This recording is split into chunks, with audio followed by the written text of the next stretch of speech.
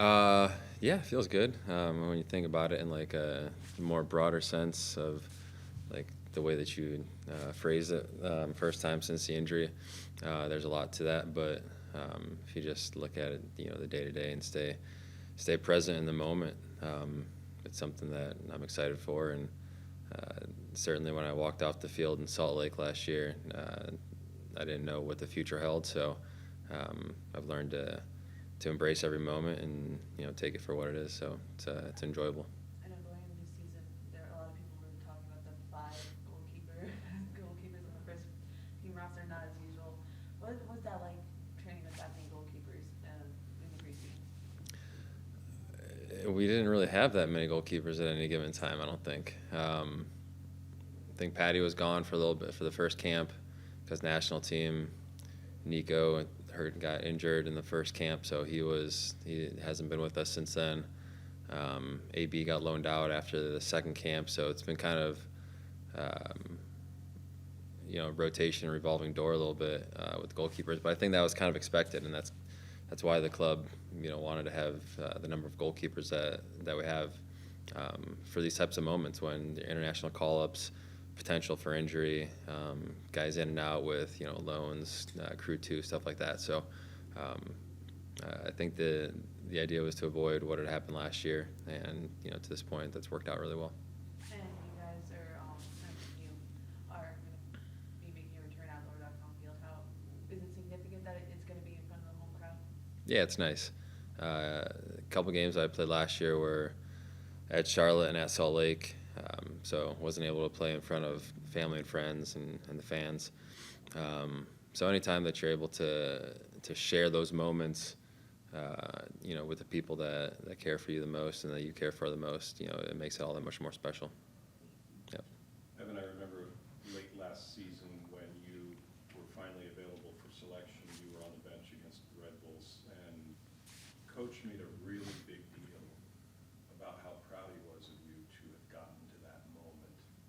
How do you interpret that, and what kind of support do you get from a guy like that, a gentleman you've known for a long time? Yeah, he's been incredibly supportive to the point where, last year when I broke my arm the second time, and I think a lot of people probably would have decided to handle that differently than maybe I did. In their day-to-day and how they approach their work and stuff like that. For me, I sat down with the coach, I sat down with the management and said, I don't know what's going to happen as of January 1st, but my intention is to still come in and do what I do and work the way that I work, and I see no sense in coming in and doing anything any other way. If I'm going to do something, I'm going to do it the right way, or I'm not going to do it at all. And I just figured that's how people should, handle their work and handle their job and whatever they do in their life.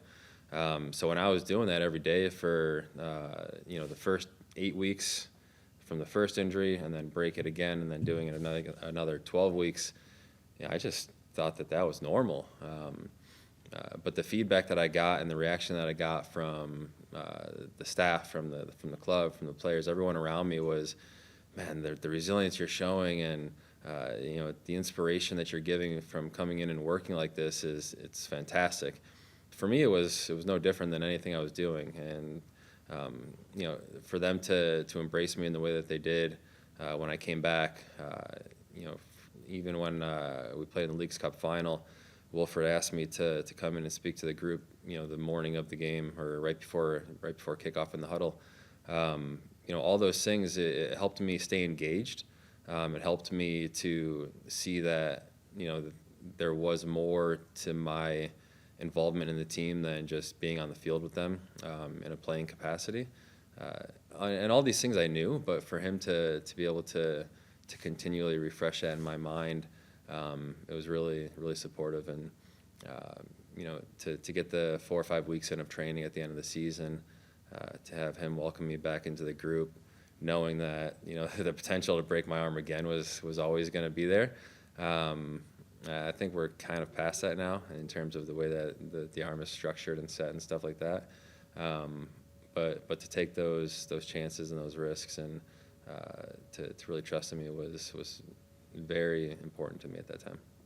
And it's great to hear you tell that story, because last week he was telling the story about meeting you on the training ground in his first season with the crew, and the way he told it, he was kind of hinting, hey, Evan, this may be it for you. You may want to call your wife. But then he said, you may want to call your wife and consider coming back, because he needed you, he saw the form you were in, and so it's been that almost annual sort of check-in, right, with him, that don't leave yet. Yeah. We really need you out there. Yeah, it's been interesting because I think the last 3-4 years I've gone into the season, telling my family, telling my wife and kids, hey, this is probably Daddy's last year. It's probably Evan's last year playing, so we're gonna enjoy it. And I have no intention of, going anywhere else to try to continue playing.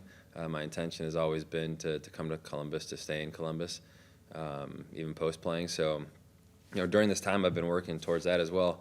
But I think that it's also given me the sense that I've been able to enjoy every day. The good, the bad. Obviously, there's been a lot of good the last couple of years, so that's been enjoyable. And I'm not sure if I would have enjoyed it as much without this staff. Even when talking to Issa last year at the end of the season about, what this season looked like, I said, there's, my body feels good. This was after the 4 or 5 weeks that I had gotten back in training. So my body feels good. My mind and my heart are telling me that I want to keep playing. But if there's an opportunity to continue with this club in another capacity, I don't want to bypass that opportunity just to continue playing.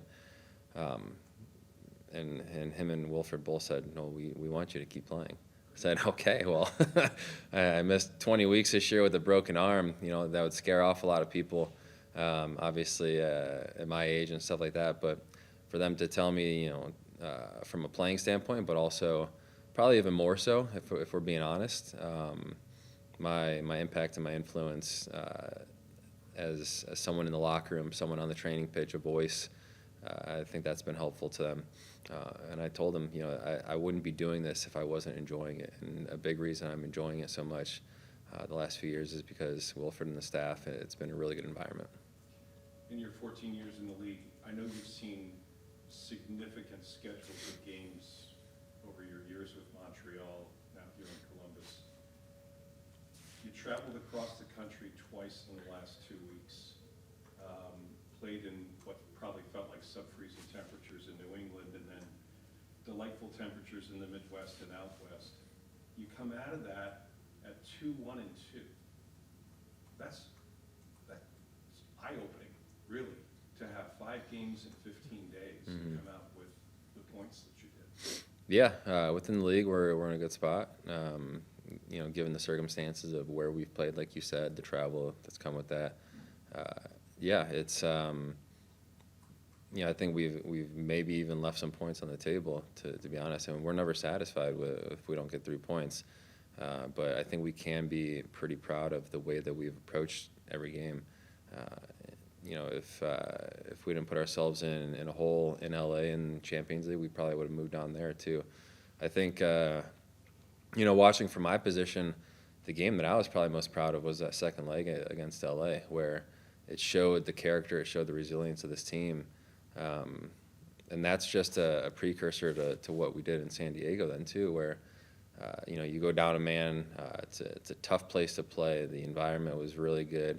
It's a good team, even though it's an expansion team, it's a very good team, I think.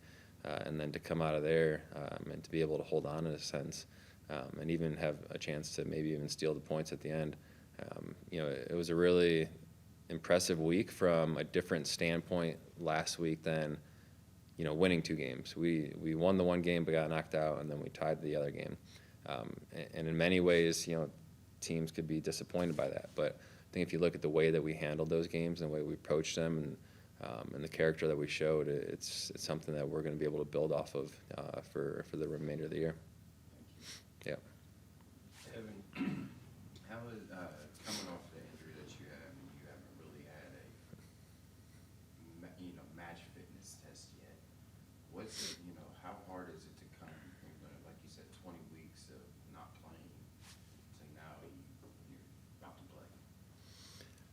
I don't know if the match fitness part is important for goalkeepers. I was able to get 190 minutes in the preseason, which was the first one since the Salt Lake game last year, which I came out with the injury in. And I think that was more of like a good mental barrier for me to get past. So from a fitness standpoint, we probably, as goalkeepers, work harder throughout the course of the week in training than we do physically in a game. The mental side of it is probably more the factor when you're talking about getting back into a 90-minute capacity. But I'll be excited about it. I've played enough games over the course of my career to know what that consists of.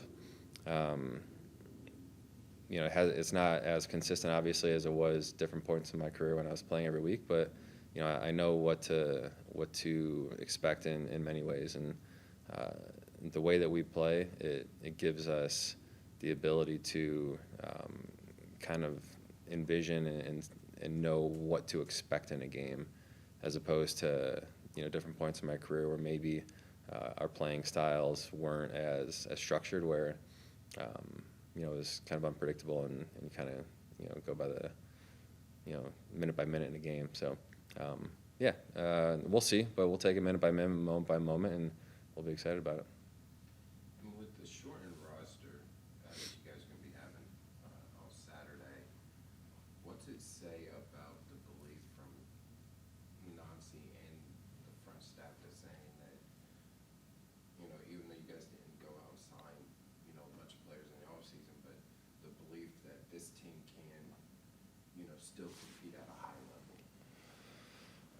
Yeah, I think that the way that we play, one, it gives us a chance in every game, and two, we lost a number of significant players over the last 12, 18 months, but we have significant players still here.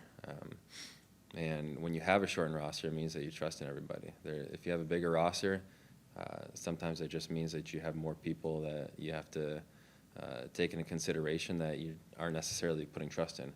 With our roster, my belief is that the staff trusts in everybody, and the players feel that too. So when they step on the field, they know that the coach trusts them, as opposed to just having to put them on the field because they're a number. So all those things considered, I think the staff and the club has handled it well, and my gut says that there'll be guys moving in and out through the course of the season, just like every season, and those guys will get integrated when that time's right. But right now, the players here have a strong belief in what we're doing and what the staff expects of them. And tonight, Crew 2 plays in the U.S. Open Cup, something that was significant with the first ownership of the club. Can you just talk about what you guys, as the veterans of the first team, have told these young players going into this historic tournament? I think it's a tournament that I always put a lot into as a player early in my career, and as a fan now that we haven't really been in that tournament in the last couple of years. But I think it was actually my first game that I played for, my first professional team when I was in Cleveland with a second division team. I think an Open Cup game was my professional debut for them. So it's always going to hold a special place in my heart. I think it's fantastic to see the lower level teams, the amateur teams, compete against professional teams, to see college kids compete against professional teams, and it's a different level of excitement. There's always been magic that comes with it, just like they talk about with the FA Cup. The Open Cup always has some kind of magic. So for these young guys to embrace that, and they feel a little bit more pressure, I think. I think you can go through sometimes a next pro season and not really feel as much pressure because, it's in many ways a development league to MLS. But when you're playing in a tournament like U.S. Open Cup, there's real pressure that comes with that, and there's expectation now because you are the professional team playing against tonight an amateur team. So those are all great learning experiences for the young guys. And hopefully they come out with a victory tonight and continue on. Yep. How did that debut turn out? I think we won. Yeah, who did we play? I'm trying to remember. That must have been awesome. It was man, I have many stories from that year in Cleveland. The stadium we were playing at was a high school football stadium, but for our games it was called Middlefield Cheese Bank Stadium. I could write a book about some of the stuff that happened that year, but Maybe yeah, you should. I might do that. Thanks, Evan.